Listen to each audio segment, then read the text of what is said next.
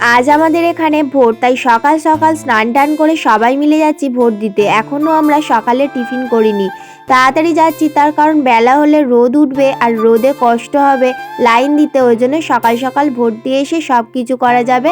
আমাদের ভোট দেওয়া কমপ্লিট, চলো এবার বাড়ির দিকে যাই। আর আমাদের বাড়ি থেকে খুব কাছেই ওই যে শিবরাত্রি যেখানে করেছিলাম, তারপরে কালী পুজো হয়েছিল, ওর পাশেই আমাদের প্রাইমারি স্কুল, ওখানেই আমাদের ভোট হয়। আজ তো ছুটি, ওই জন্য আজ টিফিনে দিদি বানাচ্ছে পাস্তা, সবাই মিলে খাবো।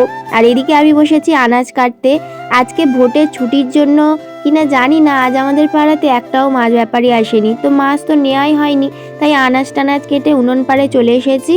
ওই যে আমাদের ওয়েস্ট বেঙ্গলের আন্তর্জাতিক খাবার ভোটের দিনের ডিম ভাত রান্না করব। এটা ছিল আমার 2 নম্বর ভোট, মানে এর আগেও আমি একবার ভোট দিয়েছিলাম, কিন্তু এবছরের ভোটটা একটু অন্যরকম ছিল। এবারের পুলিশগুলো খুব কড়াকড়ি ছিল, ওখানে কোনো ভিড়ভাট্টা করতে দিচ্ছে না, লাইন বাই লাইন একজন করে ছাড়ছে, আর লাইনও সেরকম পড়ছে না, লোক নেই ওই জন্য ভিড়ও হচ্ছে না। এইরকমই ভোট হওয়া উচিত।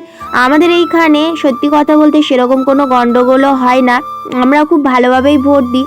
কিন্তু খবরও দেখি অন্য জায়গায় যেভাবে মর্মান্তিক ভোটের সিচুয়েশান তৈরি হয়, ওইভাবে উচিত নয় কোনো জায়গায় ভোট হওয়া। দেখো, ভোট আসবে যাবে, মানুষ গেলে আর ফিরবে না, এটাই মানুষ বোঝে না এখনকার দিনে। ভোটের জন্য নিজেদের ভিতরে অশান্তি লড়াই করে, এটা ঠিক নয় না। ভোট তো একটা সাময়িক মাত্র, মানুষই তৈরি করেছে, কিন্তু মানুষের প্রাণ গেলে মানুষ ফিরে যাবে না। কত কোল খালি হয় এই ভোট উপলক্ষ করে। তো শান্তিপূর্ণ ভোট হওয়াটাই উপযুক্ত।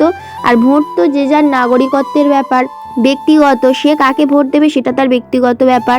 এই ভোট রাজনীতি করতে করতে আমরা ভুলে যাচ্ছি যে আমরা আসলে মানুষ, আমরা একে অপরের বিপদে আপদে পাশে দাঁড়ানোই হচ্ছে সব থেকে বড় ধর্ম আমাদের মানুষের। তো যাই হোক, সবাই খুব ভালো থেকো, সুস্থ থেকো, আর সবাইকে টাটা।